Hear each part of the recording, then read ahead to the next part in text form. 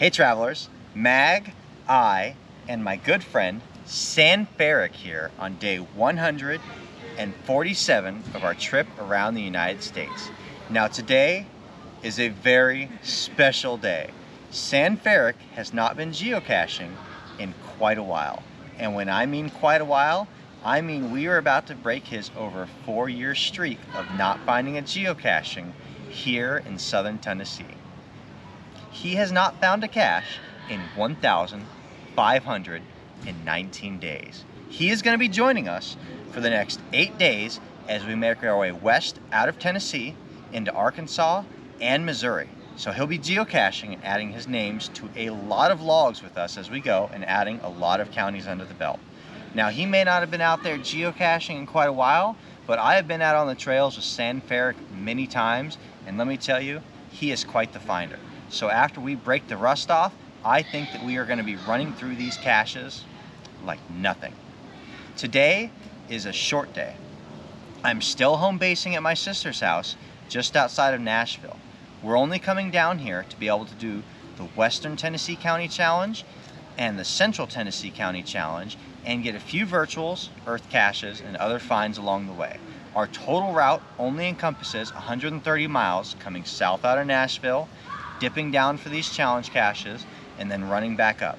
We will be done well before the sun goes down today, but tomorrow we will be getting on the road back to full miles and we will be running hard at it for the next 8 days. I have no doubt that by the time Sanferic is able to get off this ride and go back home, he'll be ready to catch his breath, get some sleep, and wait another 1,000 days before finding another geocache. So let's get out there and go hit some trails and find some geocaches. Come on, let's go. We got our adventure for the day started off at the Nature Center in Barfield Crescent Park. We decided to use the trail system as a good excuse to get Aichon out on her morning hike. This 275-acre backcountry area boasts about 5 miles of hiking trails. Beginning from the wilderness station, the paved portion of the trail cuts through a hardwood forest that rises above a limestone outcrop. I actually have a tendency to avoid fossil type earth caches because they're really hard to find the samples on and it doesn't usually make for a scenic view. However, this fossil earth cache that we're at is actually pretty darn good. There's an ammonite fossil embedded right here in the rock, and you can clearly see the spiral shape of it, and this is one of the larger fossil samples I've seen of ammonite. And like most earth caches, answer a few questions, take some photos, and on to the next one.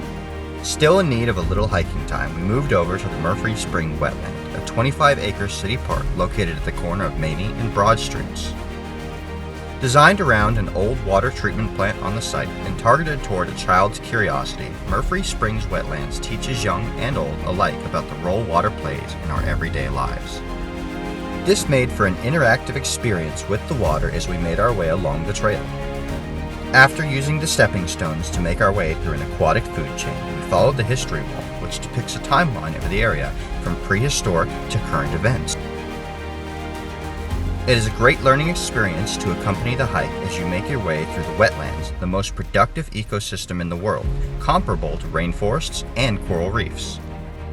With a few earth caches under our belt, I think it's time to take Sanferic out and actually find a couple of physical geocaches.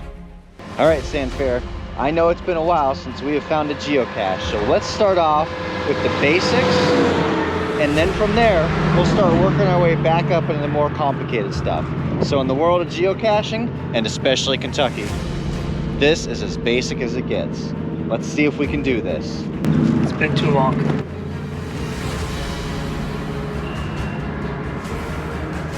Yes, it has. Ha! Look at that. Over 4 years, and he still found that thing under a minute. Oh, he's got it. He's got it, ladies and gentlemen. I'm still not going to let him sign his name on a log, though. He's reaching for a pen.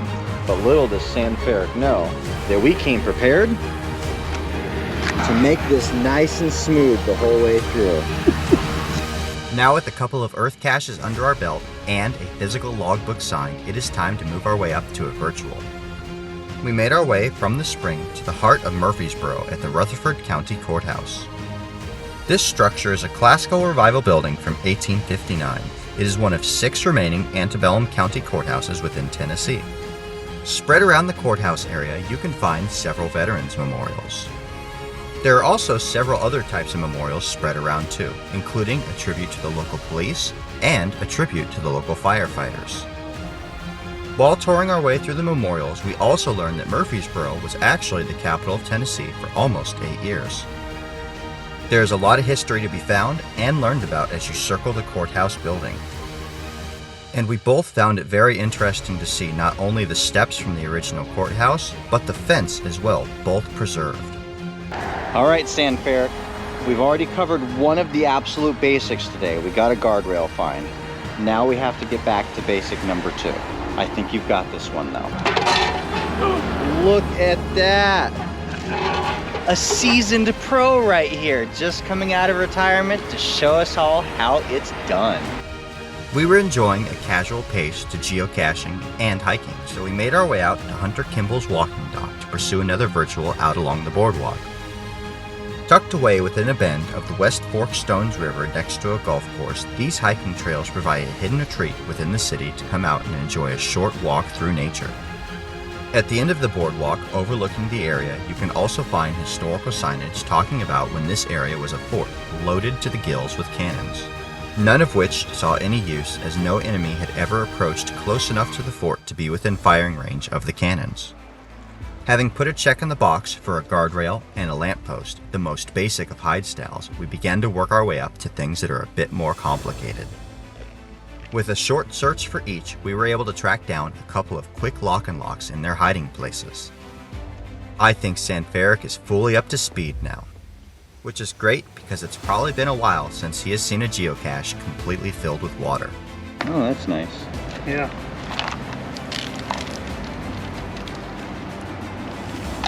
Just let those guys out. Give them a little shake off here. And put them back in. Getting to stamp our names on the log. Do you know how long it's been since I've been able to do a park and grab like this, where I pull up as the driver and my passenger jumps out and makes the quick find? This is the way to do a lamppost cache. Get him, Sanferic, get him! Whew, this one was kicking our butts. So glad we had Sanferic here. All that dust is now gone. He is fully back in the game. While I'm still wandering around scratching my head, he's pulling the logbook out. Now normally I would say no food in geocaches, but this is a rare exception. This kind of food, you feel free to include. These are always awesome to find. It seemed like no sooner than our day had begun in earnest, it was already starting to come back to a close. We spotted one last trail on our way back to Nashville, hidden within a housing community. We decided to check it out and followed it as it led us to a very small cave structure. This spot provided ample hiding places, but between the three of us, it did not take long at all before we were able to find the prize that we were seeking. And then that was it. One last geocache to close out our day with before heading back to Casey's house and saying goodbye to my grandmother, my brother-in-law, my niece, and of course, my sister. What a great warm-up day. And that is all we have for today. Today was always intended to be a short day. We only had 130 miles, our critical targets, which were the Central County Challenge and the Western County Challenge for Tennessee. Along the way, we also got to do some pretty interesting virtuals, a couple of good earth caches, and some traditionals too. We started things off easy with a guardrail hide to make sure that Sanferic had plenty of time to break the rust and work back into geocaching. After that, we leveled up to the lamppost hide, and only after we had mastered those two basics of geocaching did we get into anything more complicated today. Sanferic, how did it feel to be back out on the geocaching trail after a 4-year stint? Oh gosh, it's good. It's breaking off the old cobwebs, you know, hanging out with good people, having a good time. And since we're out here hiking around up and down on the hills of Tennessee, for those of you that don't know, Florida is flat, really flat. Up here in Nashville, that is not the case. Everywhere we go, we're either going up and down. So how did it feel hiking around the trails here, using that terrain, rather than just being on the flat surfaces in Florida? And I'll go back to Florida anytime. Yeah, right. It took me a while to warm up to that too. Tomorrow, we're gonna be back on the road for our full miles again. But today, we're gonna still take it easy, go back to Casey's house, have a nice hot meal, probably the last real meal we're going to have over the course of the next week, and get ready to get back on the road tomorrow. Like this video, subscribe to stay tuned for daily updates, and we'll see you out on the trails.